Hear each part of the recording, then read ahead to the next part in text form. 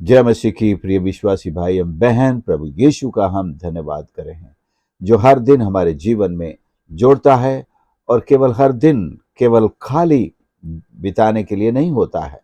परमेश्वर अपने स्वर्ग के भंडार खोलकर उसके साथ अटैच कर देता है और ये अब हमारे ऊपर है कि हम आज के दिन को परमेश्वर की आशीषों से भरें, उसके आनंद से भरें, या शैतान के सारी बुरी बातें लेकर के दिन भर परेशान और दुखी और हर तरह के बुरे अनुभव लेकर शाम को रोते हुए अपने बिस्तर में चले जाएं। ये हमारे ऊपर है।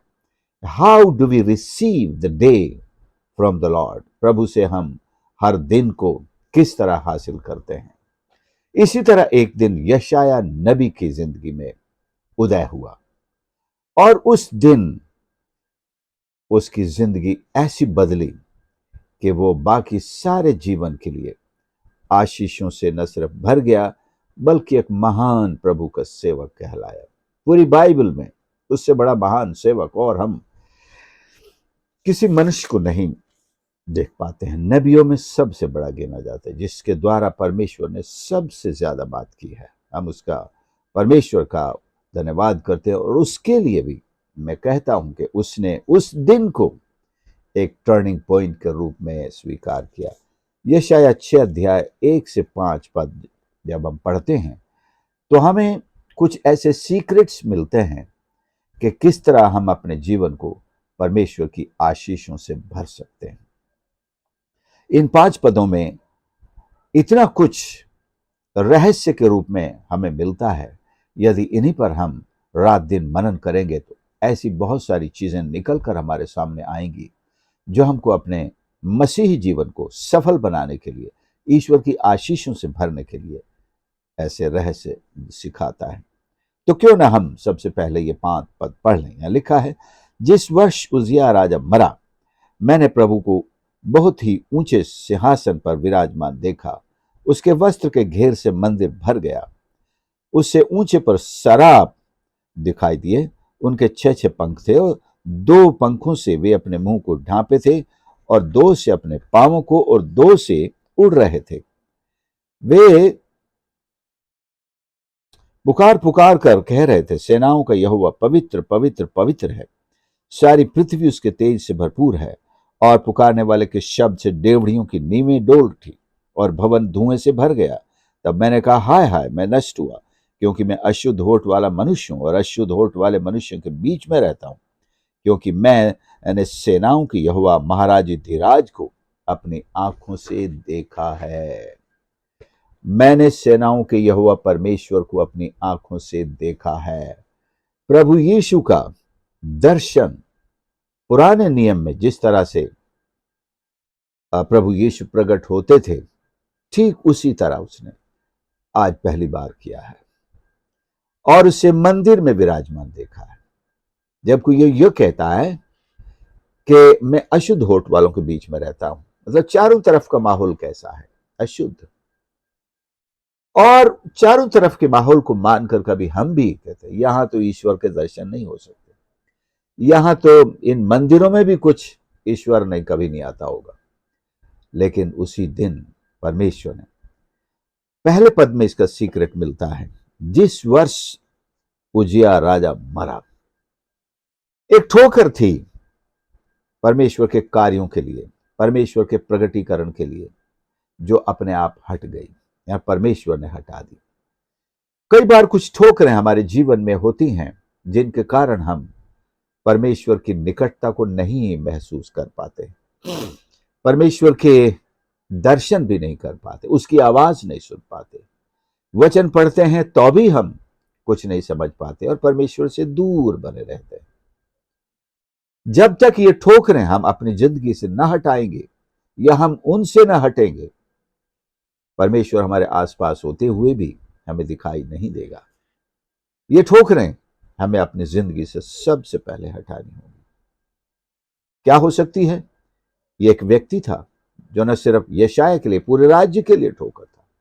ये व्यक्ति हो सकते हैं, ये परिस्थितियां हो सकती हैं, ये शैतान की दी हुई कुछ बुरी आदतें हो सकती हैं, ये कुछ हमारे ऐसे चुनाव हो सकते हैं जो हमने खुद चुने हैं, लेकिन उन बातों ने हमें परमेश्वर से दूर कर दिया। हमारी बुरी बातें हो सकती हैं, बुरे काम हो सकते हैं, जैसा यशायाह 59 में 1-2 में हम पढ़ते हैं, तुम्हारे बुरे कामों ने तुम्हें अपने परमेश्वर से अलग कर रखा है कि वो तुम्हारी नहीं सुनता है। तो जब तक ये ठोकरें दूर नहीं कर देंगे, परमेश्वर की आवाज नहीं सुन पाएंगे, उसके दर्शन नहीं कर पाएंगे, और आशीष तो पाने की बात ही नहीं। दूसरी चीज है इसमें, उसका जो कन्विक्शन है। सबसे पहले यानी कहें कि जैसे ईश्वर का दर्शन उसे होता है, वो तौबा करता है, हाय हाय, मैं नष्ट हुआ, मैं अशुद्ध होठ वाला मनुष्य हूं और अशुद्ध होठ वाले मनुष्यों के बीच में रहता हूं। ये एक कन्विक्शन है उसका कि मैं अशुद्ध होठ वाला मनुष्य हूं, मैं तो बहुत बुरा बोलता हूं, मेरी तो भाषा बहुत बुरी है, और मुंह पर वही आता है जो दिल में होता है, जो दिल में पैदा होता है। तो उसने यहां पर अपने कायलियत को दिखाया, वो पाप से कन्विक्ट हुआ, और अवश्य उसने अपने हृदय को भी शुद्ध किया। एक अंगारा लेकर एक स्वर्गदूत उसके पास आता है, उसके होठ को छू लेता है और वो शुद्ध हो जाता है। तो यहां पर शुद्ध होने की जरूरत है। कायल हुए हैं, पापों को अगर हमने समझ लिया है तो उन्हें छोड़ने के लिए भी तैयार हैं, और परमेश्वर के वचन के द्वारा हम शुद्ध होने के लिए भी आगे आए। प्रभु मुझे अपने वचन के द्वारा शुद्ध कर। प्रभु का वचन, प्रभु का बहाया हुआ लहू हमें सब पापों से शुद्ध करता है। यीशु ने अपने शिष्यों के लिए प्रार्थना करते समय कहा, तेरे वचन के द्वारा उन्हें शुद्ध कर, तेरा वचन पवित्र है।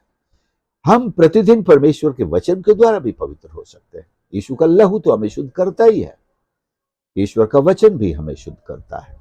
यीशु ने कितने कोढ़ियों को स्पर्श करके पवित्र कर दिया, वो तो स्वयं देहधारी वचन था, तो उसने शुद्ध कर दिया लोगों को। और एक और चीज है कि जब आप अपने पापों से तौबा कर लेंगे और जब आप यीशु के सामने मान लेंगे, अपने आप को शुद्ध करेंगे, तो उसने अपने आप को शुद्ध किया और उसने अपने आप को पवित्र भी किया। यह शुद्धता और पवित्रता में अंतर में यह बताना चाहता हूं कि उसने अपने आप को डेडिकेट किया। जब यह सुना कि किसको भेजे, कौन जाएगा, तब उसने अपने आप को डेडिकेट किया कि मैं जाऊंगा। एक कॉन्सिक्रेशन है यहां पर।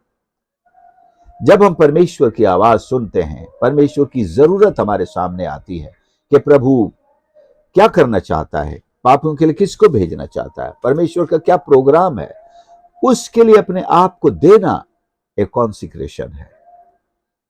सैंक्टिफिकेशन और कॉन्सिक्रेशन दोनों एक साथ चलते हैं। मतलब सैंक्टिफिकेशन, किसी बात को हम परमेश्वर के लिए अलग कर देते हैं, वही सैंक्टिफिकेशन है। जैसे पवित्रीकरण भी कह लेते हैं कि अब ये पवित्र काम के लिए ही इस्तेमाल होगा, अब ये परमेश्वर के काम के लिए ही इस्तेमाल होगा। वही कॉन्सिक्रेशन का भी मतलब है कि अब मैं परमेश्वर के काम करूंगा, क्योंकि मैंने परमेश्वर का दर्शन कर लिया है। कितना बड़ा सौभाग्य उसको मिला कि उसने प्रभु यीशु का दर्शन पुराने नियम में कर लिया।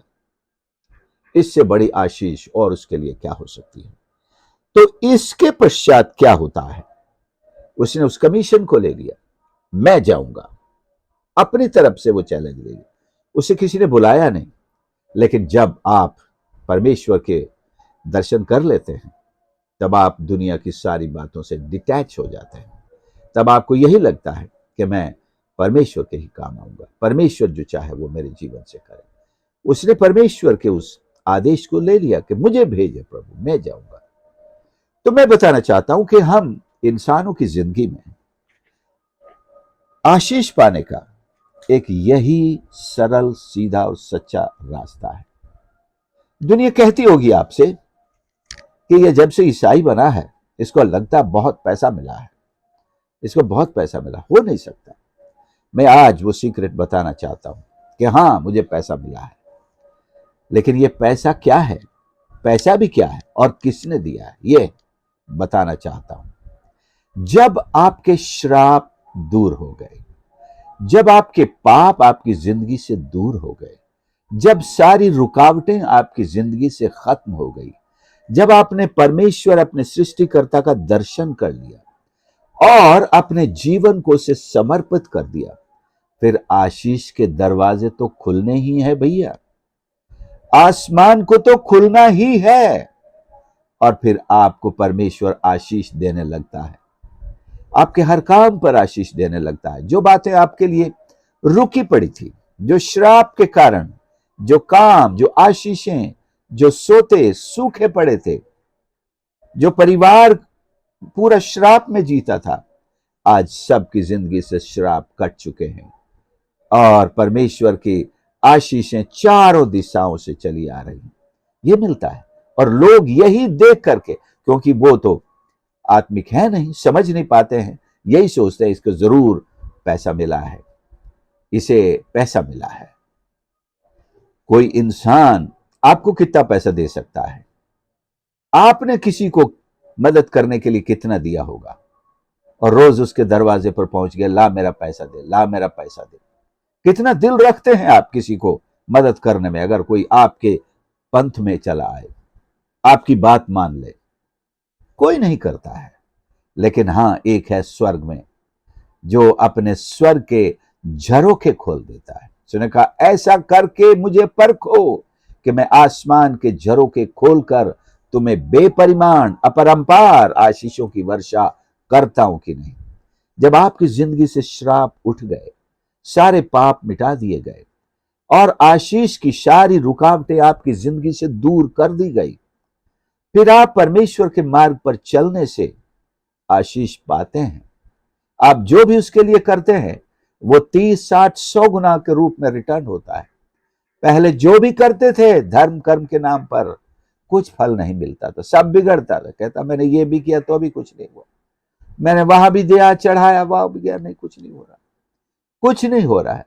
क्योंकि हमारे पापों ने हमारे परमेश्वर से हमको अलग कर रखा था। हम बहुत करते थे धर्म के नाम पर, लेकिन कुछ प्रतिफल नहीं मिलता था।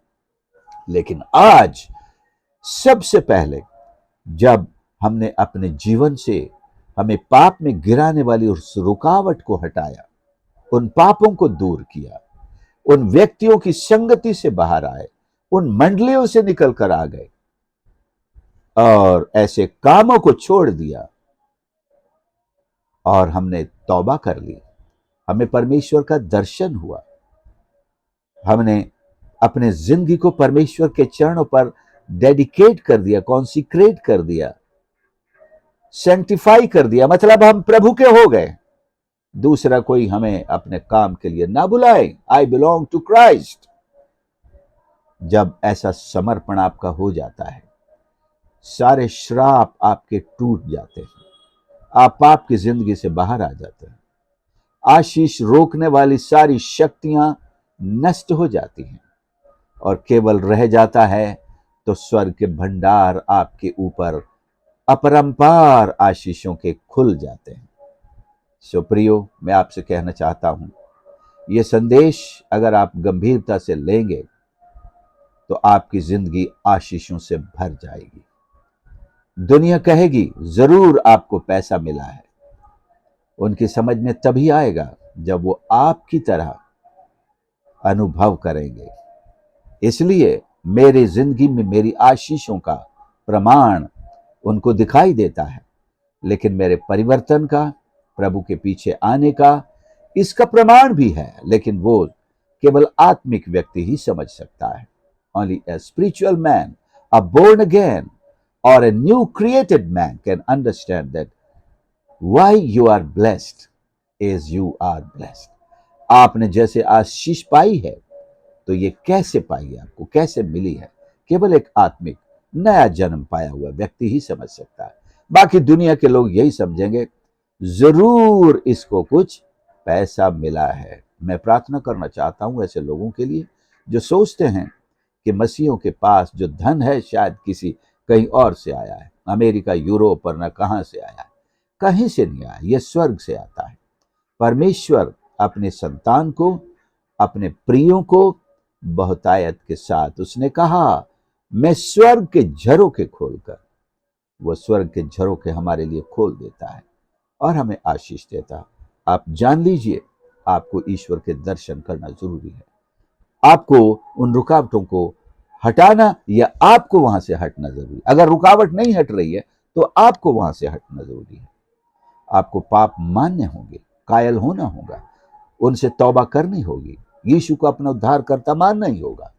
तभी ये श्राप और ये रुकावटें और परमेश्वर से दूरी ये दूर हो सकेंगे। और फिर फाइनल बात जो उसके जीवन की थी, उसने परमेश्वर के चैलेंज को स्वीकार किया। मैं जाऊंगा, आत्माएं अंधकार में हैं, नाश हो रही हैं, कोई वचन लेकर वहां जाने वाला नहीं है। परमेश्वर ये चाहता था कि कोई जाए, उन आत्माओं को बताए। जो लोग आपको देख करके ताज्जुब करते हैं, उनको ये सच्चाई बताने के लिए कोई जाए, तो कोई और कौन होगा, वो आप ही हैं। लोग जो आपका जिंदगी देखकर ताज्जुब करते हैं कि आपको ये सब किसी ने दिया होगा, आपको ये कहां से मिला है। तो मैं बताना चाहता हूं कि हम जाकर उनसे कहें, आप भी अगर अपने जीवन से सारे श्राप की रुकावटें हटा दें, परमेश्वर का वचन मान लें और उसे अपनी जिंदगी में ग्रहण कर लें, सारे श्राप मिट जाएंगे। आपके जीवन पर भी स्वर्ग से अपरंपार आशीषों की वर्षा होगी। आप स्वयं समझ जाएंगे कि मुझे कहां से मिल रहा है और आपको कहां से मिल रहा है। मेरे पास जो आत्मिक धन है, जो आनंद है, जो शांति है, जो परमेश्वर के प्रेम की भरपूरी है और जो परमेश्वर आत्मा के फलों का एक आनंद है, सबसे बड़ा धन तो यही है। और इसमें एक ये कि मैं आशा करता हूं कि मैं हमेशा प्रभु के साथ रहूंगा। मैं आशा करता हूं कि मेरे लिए स्वर्ग में एक बड़ा धन रखा हुआ है। मेरे लिए स्वर्ग में, इस संसार में बहुत सारे मसीह हैं जो उनके पास कुछ भी नहीं है, लेकिन हम ये भी नहीं कह सकते कि उनके पास कुछ नहीं है तो ये मसीह नहीं है, या इनके श्राप नहीं टूटे। सब टूट गया है, लेकिन उनका ध्यान इस संसार के धन पर नहीं है। वो अनंत काल के उस राज्य में परमेश्वर से और अधिक आशीष पाने के लिए अपना जीवन जीते हैं, इस संसार की धन संपत्ति के लिए नहीं। जो मिल गया, प्रभु का धन्यवाद हो। खाने को मिल गया, ठीक है, नहीं मिला, ठीक है। उनका जीवन ऐसे संतोष से चलता है। उन पर भी लोग आश्चर्य करते हैं, खाने को तो कुछ है नहीं, देखो कैसे खुश रहता है, आनंदित रहता है, रब की होवे सना हमेशा गाता रहता है। बिल्कुल, ये सच्चा आनंद, सच्चा प्रेम, सच्ची शांति, सच्चा धैर्य, एक सच्ची आशा, ये भी धन से कम नहीं है। मैं प्रार्थना करना चाहता हूं सब लोगों के लिए जो आज परमेश्वर के आशीष में, सफलता में, एक ऐसी शांति और आनंद में आगे बढ़ना चाहते हैं और उसकी सीक्रेट सीखना चाहते हैं। मैंने यशाया 6 अध्याय 1 से 5 पदों से आपके सामने उस बात को शेयर किया है। आइए प्रार्थना करें। प्यारे प्रभु, मेरे परमेश्वर, मैं धन्यवाद करता हूं, तू सच में सब प्राणियों को आशीष देना चाहता है, उन्हें संपन्न करना चाहता है। और आपने अपने संपूर्ण वचन में सिखाया है कि मनुष्य अपनी सारी उन रुकावटों को अपने सामने से दूर करे, पापों से बाहर निकले, तौबा करे, आपको अपना उद्धारकर्ता स्वीकार करे और आप स्वर्ग के अपरंपार भंडारों से प्रभु ने आशीषित करने के लिए हमेशा तैयार रहता है। हमारे सुनने वालों के लिए, हर एक के लिए मैं प्रार्थना करता हूं प्रभु जी, मेरे जीवन के लिए भी परमेश्वर आपकी अपरंपार आशीषों का हाथ हम सब के ऊपर आने पाए। हमारी सहायता कर, हम हर एक रुकावट से बाहर निकले प्रभु। हम अपने जिंदगियों में अपने हृदयों को इतना कायल रखें कि हम हर एक छोटी से छोटी गलत बात से भी प्रभु अपने आप को दूर रख सकें, अपने हाथों को साफ करें, पवित्र करें, आपके चरणों पर समर्पित हो जाए, आपके दर्शन देके, आपकी वाणी को सुने और आपकी इच्छा को पूरी करने के लिए अपने आप को समर्पित करें। हर एक को आशीष कर। प्रार्थना उद्धारकर्ता प्रभु यीशु के नाम से मांगते हैं, आमीन। प्रभु आप सबकी आशीष करे और इस रहस्य को आप भी जाने और आजमाएं और दूसरों के साथ भी शेयर करें। प्लीज़ चैनल को सब्सक्राइब ज़रूर करें और आपके कमेंट्स भी आप लिख सकते हैं। God bless you.